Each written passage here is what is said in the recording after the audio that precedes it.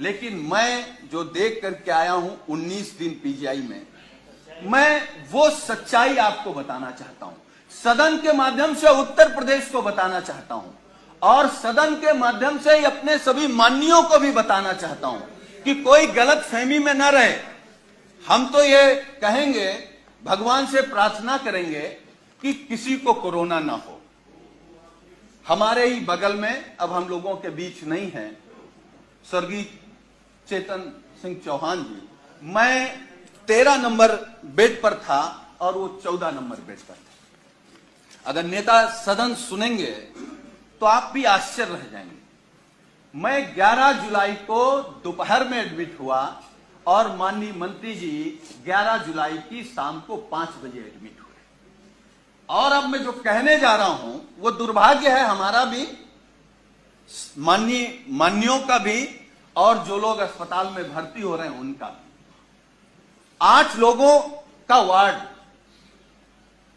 माननीय जी, 8 लोगों का वार्ड, जहां 8 कोरोना संक्रमित लोग होते हैं, डॉक्टरों की, नर्सों की और वहां की टीम आती है तो गेट से ही पूछते हैं कि चेतन कौन है। तो माननीय मंत्री जी क्योंकि बहुत सरल थे, उन्होंने हाथ खड़ा किया। टीम आती है, उन्होंने कहा चेतन आपको कब हुआ कोरोना? तो उन्होंने अपनी बात बताई। तो फिर एक दूसरा स्टाफ बोलता है चेतन क्या करते हो तुम?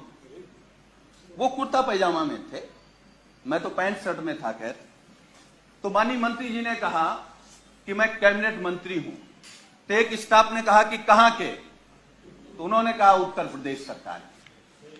तो मैं सोच रहा था कि ये लोग कैसे इस बदतमीजी से बात कर सकते हैं, लेकिन मुझे यह भरोसा हुआ कि जब माननीय मंत्री जी ने कह दिया कि मैं उत्तर प्रदेश सरकार का कैबिनेट मंत्री हूं, तब शायद वो चेतन जी कहेंगे या थोड़ा आदर करेंगे। लेकिन ये सुनने के बाद भी जब पीजीआई के स्टाफ ने कहा कि चेतन तुम्हारे घर में और कौन कौन संक्रमित है, तो मुझे गुस्सा भी आया, दुख भी हुआ और सरकार पे भी गुस्सा आया। मतलब सरकार का इतना भी दबाव नहीं है भाई। कैबिनेट मंत्री के बाद कौन होता है? मुख्यमंत्री। तो इसका मतलब उत्तर प्रदेश में केवल योगी आदित्यनाथ जी का सम्मान होगा। अगर शर्मा जी को कोरोना हो गया तो आपके साथ क्या व्यवहार होगा आप सोच नहीं सकते। हम नहीं चाहते, हम तो भगवान से प्रार्थना करेंगे कि आपको नहीं, किसी को ना हो।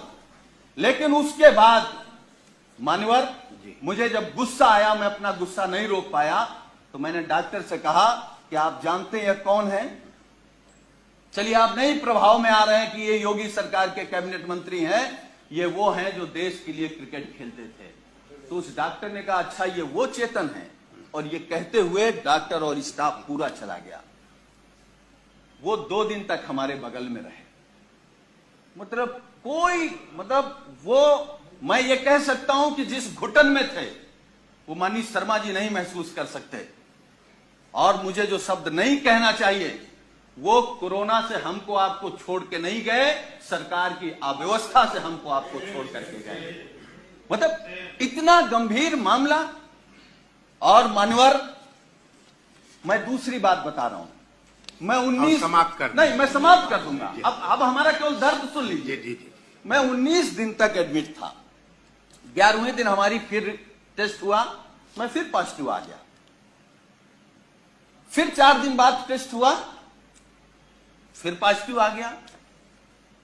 हमारे माननीय राष्ट्रीय अध्यक्ष, हमारे नेता माननीय अखिलेश यादव जी ने फोन से हमसे कहा कि सरकार का शासनादेश हो गया है कि तुम घर पर रह करके ठीक हो सकते हो, इस सरकार की व्यवस्था पर भरोसा मत करो और जांच करा करके आप लिख करके देख आओ कि हमको इलाज नहीं कराना, हम होम क्वारंटीन रहना चाहते हैं।